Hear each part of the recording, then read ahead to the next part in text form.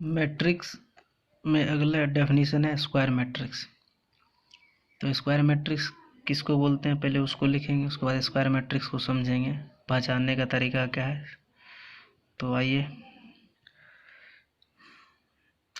Square matrix.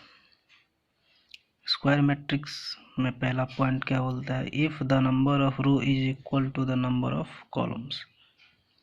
मतलब number of row और number of column बराबर होना चाहिए, तो ऐसे मैट्रिक्स को स्क्वायर मैट्रिक्स कहेंगे। और इसका मैट्रिक्स का ऑर्डर जो n क्रॉस n होगा उसको जनरली n लिखते हैं। n लिखने का मतलब understood n cross n order का मैट्रिक्स है। जैसे एग्जांपल यहाँ लिए, पहला मैट्रिक्स ये 2 क्रॉस 2 ऑर्डर का, इसका ऑर्डर सिर्फ 2 लिखेंगे, अंडरस्टूड है कि ये 2 क्रॉस 2 हो जाएगा। जैसे सेकेंड एग्जांपल ये 3 ऑर्डर का है, कि मतलब 3 क्रॉस 3, 3 रो हो गया और 3 कॉलम हो गया, तो इसी को स्क्वायर मैट्रिक्स बोलते हैं। अब आते हैं principal diagonal. Principal diagonal of a square matrix. ये प्रिंसिपल डायगोनल जो होता है स्क्वायर मैट्रिक्स में होता है। In a square matrix of order n the element a i का मतलब हो गया कि A11 A22 A33 A44 dot dot ANN। ये जो होगा प्रिंसिपल डायगोनल का एलिमेंट है और इसको बोलेंगे प्रिंसिपल डायगोनल।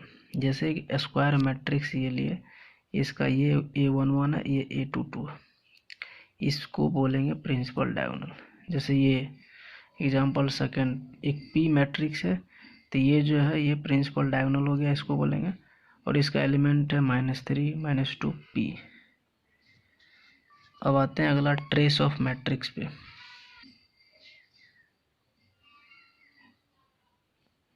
अब आते हैं ट्रेस ऑफ मैट्रिक्स।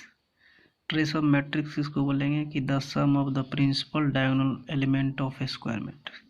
मतलब स्क्वायर मैट्रिक्स के प्रिंसिपल डायगोनल का सम कर देंगे तो वो ट्रेस आ जाएगा।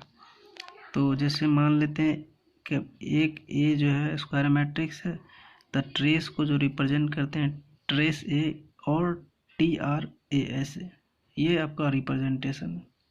जैसे एग्जांपल लिए, ये एक मैट्रिक्स स्क्वायर मैट्रिक्स है, इसका ट्रेस निकालेंगे तो इसमें जितना भी एलिमेंट है सबका सम कर देंगे तो आंसर 4 आ गया, ट्रेस जो है 4 आ गया।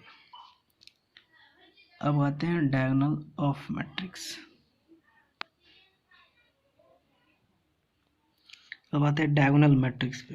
डायगोनल मैट्रिक्स किसको बोलेंगे, in a square matrix if all the non-principal diagonal elements are zeros and at least one of the principal diagonal elements are non-zero, then the matrix is called diagonal matrix। इसमें बोल रहा है कि none principal, जो principal diagonal element है जो नहीं है, जो प्रिंसिपल डायगोनल एलिमेंट नहीं है वो जीरो होना चाहिए, और उसके बाद जो प्रिंसिपल डायगोनल का जो भी एलिमेंट है कम से कम एक जीरो होना चाहिए।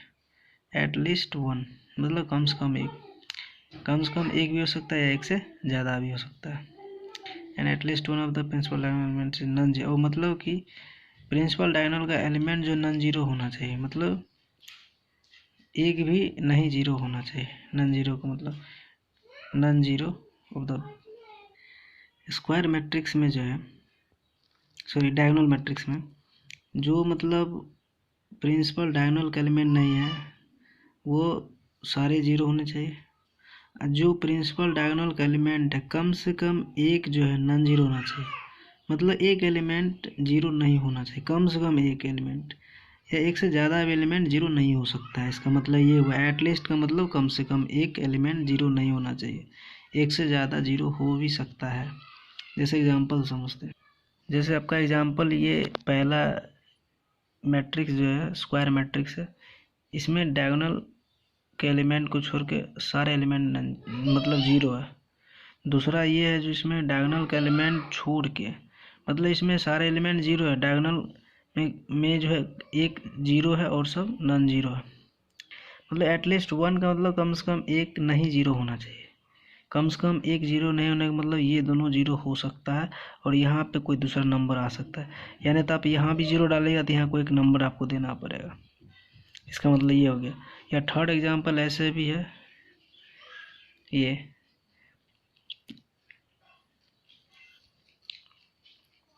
तो अब आते हैं स्केलर मैट्रिक्स पे।